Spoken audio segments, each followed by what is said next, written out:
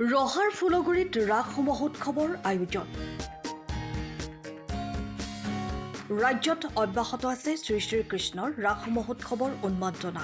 ৰাসলীলাৰ মাদকতালৈ ঠায়ে ঠায়ে আজিও অনুষ্ঠিত হৈ আছে ৰাস মহোৎসৱ। ৰহাৰ ফুলগুৰিতো আয়োজন কৰা হৈছে কেন্দ্ৰীয় ৰাস মহোৎসৱৰ। অহা 4 আৰু 5 ডিচেম্বৰত ফুলগুৰি ৰাইজমেল ভৱনত দুদিনীয়াকৈ আয়োজন কৰা হৈছে।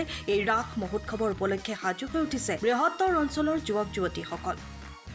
4 ডিচেম্বৰত ফুলগুৰি ৰাইজমেল ভৱনত বৃন্দাবন ৰচিবলৈ নিতৌ আখৰাত ব্যস্ত হৈছে এইসকল যুৱতী বোৱাৰী আৰু সমান্তৰালভাৱে 5 ডিচেম্বৰত অনুষ্ঠিত হ'ব এখন নাট কোন এক প্ৰেতাত্মাৰ স্বীকাৰোক্তি নামেৰে। বিশেষ কাৰিকৰী কৌশল প্ৰয়োগেৰে অনুষ্ঠিত হ'ব লগা নাটভাগী তথা ৰাসৰ বাবে এতিয়া বৃহত্তৰ অঞ্চলটোৰ যুৱক যুৱতীসকল ব্যস্ত হৈ পৰিছে। হয়, আমি 4 আৰু 5 তাৰিখে এবাৰ কেন্দ্ৰীয় ৰাস মহোৎসৱ উদযাপন সমিতিৰ সৌজন্যত তথা আমাৰ ফুলগুৰিৰ সমূহ ৰাইজৰ উদ্যোগতে আমি পুনৰবাৰ কেন্দ্ৰীয় ৰাসখন মহাৰাসৰ আয়োজন কৰিছোঁ আৰু লগতে আমি এবাৰ দুদিনীয়া প্ৰচেষ্টা এটা কৰিছোঁ।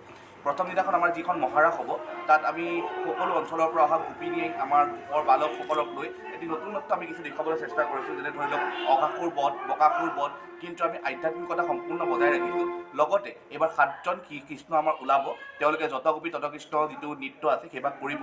বৰ সুন্দৰভাৱে আমি আয়োজন কৰিছোঁ। আমি বিচাৰিছোঁ যে সকলো উপস্থিত থাকে সেইদিনাখন।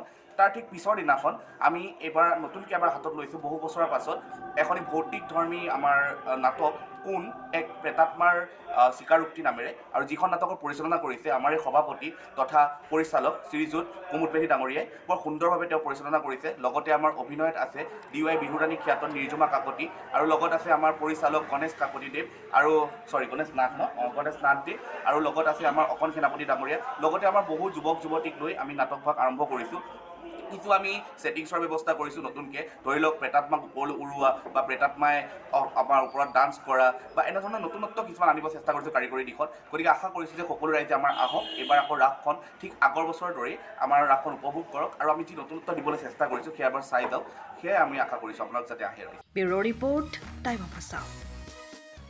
সময়ৰ খবৰ সময়ত পাবলৈ ফ'ল' কৰক টাইম অফ আছাম।